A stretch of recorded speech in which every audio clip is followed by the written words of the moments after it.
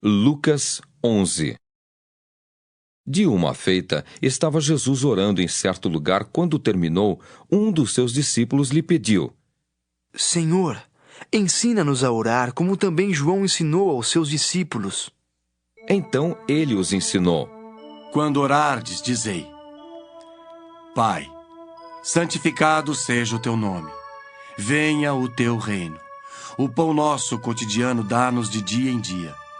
Perdoa-nos os nossos pecados, pois também nós perdoamos a todo o que nos deve. E não nos deixes cair em tentação. Disse-lhes ainda Jesus: Qual dentre vós, tendo um amigo, e este for procurá-lo à meia-noite, e lhe disser: Amigo, empresta-me 3 pães, pois um meu amigo, chegando de viagem, procurou-me e eu nada tenho que lhe oferecer. E o outro lhe responda lá de dentro, dizendo: Não me importunes, a porta já está fechada, e os meus filhos comigo também já estão deitados. Não posso levantar-me para tos dar. Digo-vos que, se não se levantar para dar-lhes por ser seu amigo, todavia o fará por causa da importunação, e lhe dará tudo o de que tiver necessidade. Por isso vos digo: pedi e dar-se-vos-á, buscai e achareis, batei e abrir-se-vos-á. Pois todo o que pede recebe, o que busca encontra, e a quem bate abrir-se-lhe-á. Qual dentre vós é o pai que, se o filho lhe pedir pão, lhe dará uma pedra? Ou se pedir um peixe, lhe dará em lugar de peixe uma cobra? Ou se lhe pedir um ovo, lhe dará um escorpião? Ora, se vós que sois maus, sabeis dar boas dádivas aos vossos filhos, quanto mais o Pai Celestial dará o Espírito Santo àqueles que lhe o pedirem. De outra feita, estava Jesus expelindo um demônio que era mudo. E aconteceu que, ao sair o demônio, o mudo passou a falar, e as multidões se admiravam. Mas alguns dentre eles diziam: Ora, ele expele os demônios pelo poder de Beelzebu, o maioral dos demônios. E outros, tentando-o, pediam dele um sinal do céu.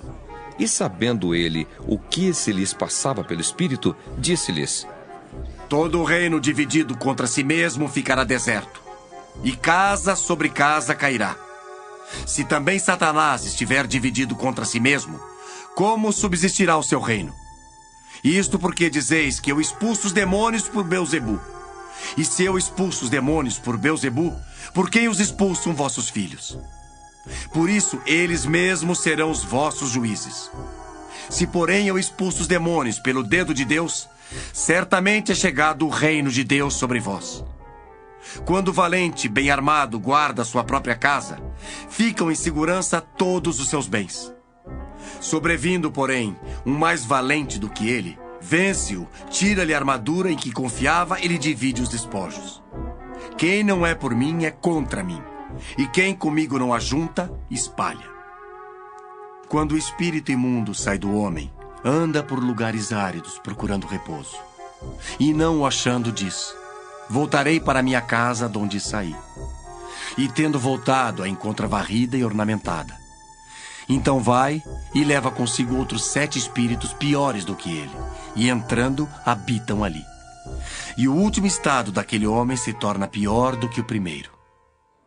Ora, aconteceu que, ao dizer Jesus estas palavras, uma mulher que estava entre a multidão exclamou e disse-lhe: Bem-aventurada aquela que te concebeu, e os seios que te amamentaram. Ele, porém, respondeu: Antes, bem-aventurados são os que ouvem a palavra de Deus e aguardam.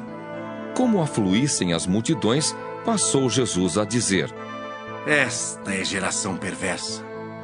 Pede sinal, mas nenhum sinal lhe será dado senão o de Jonas. Porque assim como Jonas foi sinal para os ninivitas, o Filho do Homem o será para esta geração. A rainha do sul se levantará no juízo com os homens desta geração e os condenará, porque veio dos confins da terra para ouvir a sabedoria de Salomão. E eis aqui está quem é maior do que Salomão. Ninivitas se levantarão no juízo com esta geração e a condenarão, porque se arrependeram com a pregação de Jonas. E eis aqui está quem é maior do que Jonas. Ninguém, depois de acender uma candeia, a põe em lugar escondido, nem debaixo do alqueire, mas no velador, a fim de que os que entram vejam a luz. São os teus olhos a lâmpada do teu corpo. Se os teus olhos forem bons, todo o teu corpo será luminoso. Mas se forem maus, o teu corpo ficará em trevas. Repara, pois, que a luz que há em ti não sejam trevas. Se, portanto, todo o teu corpo for luminoso, sem ter qualquer parte em trevas, será todo resplandecente como a candeia quando te ilumina em plena luz. Ao falar Jesus estas palavras, um fariseu o convidou para ir comer com ele. Então, entrando, tomou lugar à mesa. O fariseu, porém, admirou-se ao ver que Jesus não se lavara primeiro, antes de comer. O Senhor, porém, lhe disse: Vós, fariseus, limpais o exterior do copo e do prato, mas o vosso interior está cheio de rapina e perversidade. Insensatos! Quem fez o exterior não é o mesmo que fez o interior? Antes dá esmola do que tiverdes, e tudo vos será limpo.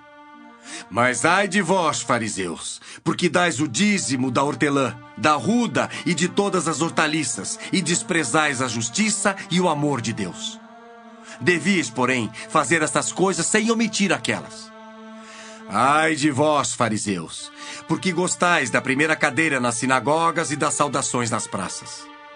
Ai de vós, que sois como as sepulturas invisíveis, sobre as quais os homens passam sem o saber.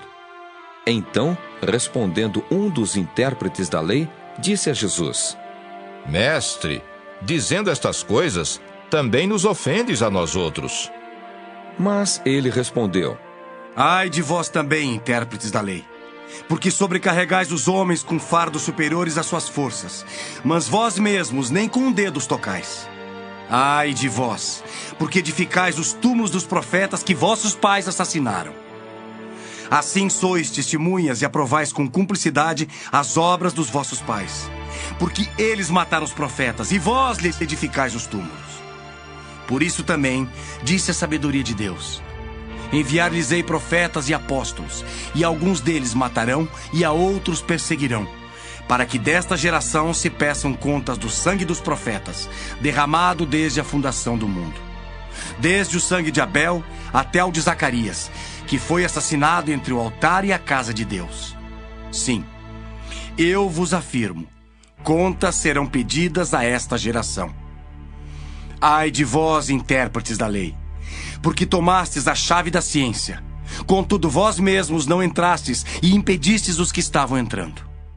Saindo Jesus dali, passaram os escribas e fariseus a arguí-lo com veemência, procurando confundi-lo a respeito de muitos assuntos, com o intuito de tirar das suas próprias palavras motivos para o acusar.